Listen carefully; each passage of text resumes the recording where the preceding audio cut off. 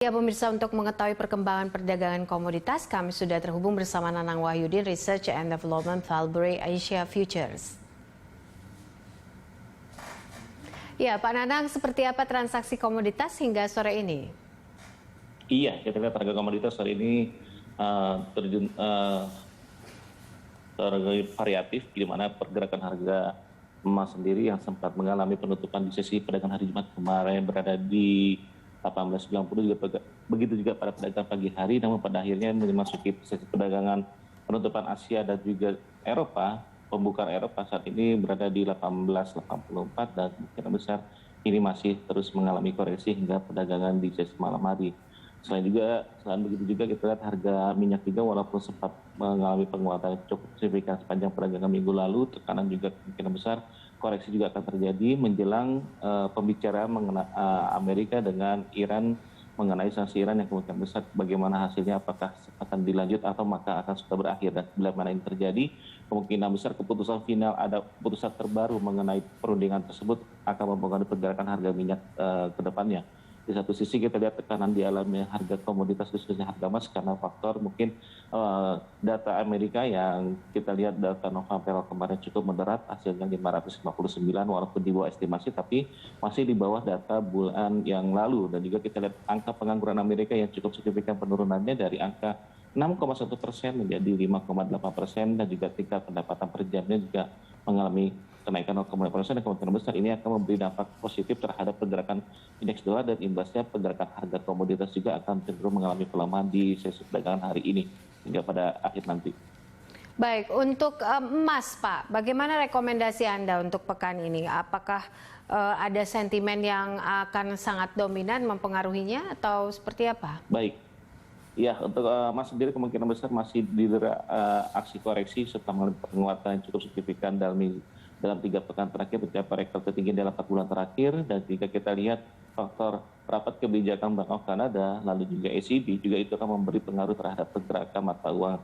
Ditambah lagi juga kita lihat faktor data inflasi Amerika yang diperkirakan mengalami kenaikan, dan kemungkinan besar ini akan berdampak terhadap indeks dolar, dan kemungkinan besar juga bila mana inflasi terus mengalami kenaikan secara tidak langsung akan melihat bagaimana efek sampingnya, yaitu kita lihat kebijakan kemungkinan akan diambil oleh The Fed menjelang pertemuan mereka pekan depan mengenai keputusan suku bunga, apakah adanya sebuah langkah pengetatan ataupun kebijakan lain yang kemungkinan besar akan memberi pengaruh terhadap kebijakan moneter, mempertimbangkan kenaikan inflasi, ataupun kita lihat langkah selanjutnya data ekonomi selain GDP Inggris maupun GDP Jepang yang esok hari kemungkinan dipublikasikan. Begitu, Mbak.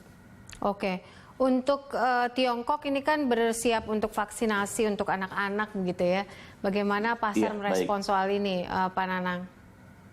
Iya, kita lihat langkah cepat dilakukan oleh Tiongkok sendiri mengenai vaksinasi yang diberikan oleh usia di bawah 15 tahun, dan kemungkinan besar ini akan memberikan pengaruh paling tidak positif terhadap upaya yang dilakukan oleh pemerintah untuk memvaksinasi secara menyeluruh warganya, dan kemungkinan besar ini juga akan berdampak positif terhadap upaya keyakinan investor juga, dan juga kita lihat proses dari masyarakat sendiri merasa percaya diri terhadap apa yang dilakukan oleh pemerintah, dan ini juga menyehatkan kondisi warganya, dan kemungkinan besar ini akan memberi dampak pengaruh positif terhadap kinerja bursa ataupun pasar juga dan sentimen. Dan kita lihat data ekspor impor Tiongkok juga mengalami kenaikan, juga kita juga akan melihat data inflasi yang kemungkinan besar akan dipublikasikan di minggu ini dari Tiongkok juga, ini menunjukkan angka yang cukup baik, dan kemungkinan besar dari vaksinasi ini ke depannya ini memberi sentimen positif terhadap pasar. Begitu, Mbak.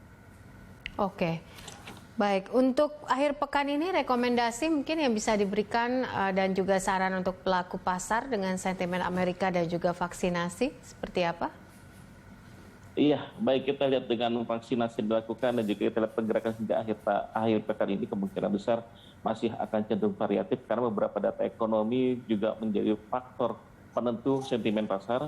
Alam investor juga akan mengambil langkah baik mengikuti data-data ekonomi, dan juga kita akan melihat rapat kebijakan ECB dan juga rapat kebijakan Bank of Canada dan bahkan dapat The Fed, dan kemungkinan besar pergerakan akan variatif dan tekanan-tekanan khususnya terhadap koreksi emas kemungkinan masih akan berlanjut, di mana 1840 menjadi area koreksi yang cukup perlu diperhatikan, sedangkan batas atasnya 1916 itu menjadi sebuah resisten yang perlu diperhatikan juga untuk pound sterling ataupun untuk euro sendiri area 1.2000, 1.4000 itu menjadi area support masing-masing supportnya. Untuk resisten sendiri berada di 1.23 dan 1.42 untuk pound sterling ya. Dan untuk harga minyak waspadai koreksi yang cukup cepat bila mana terjadi keputusan kesepakatan antara Amerika dengan Iran mengenai sanksi yang kemungkinan akan dilepas, dan kemungkinan besar ini akan memberi peluang bagi Iran sendiri untuk memproduksi harga minyak lebih besar lagi dan menjadikan kapasitas produksi dunia juga akan kembali melimpah, dan itu akan menjadi beban bagi harga minyak sendiri. Kemungkinan besar akan terjadi koreksi begitu. Baik, Pak Nanang, terima kasih untuk informasi dan juga laporan Anda. Sama-sama, Pemirsa, Nanang Wahyudin, Research and Development, Valbury Asia Futures.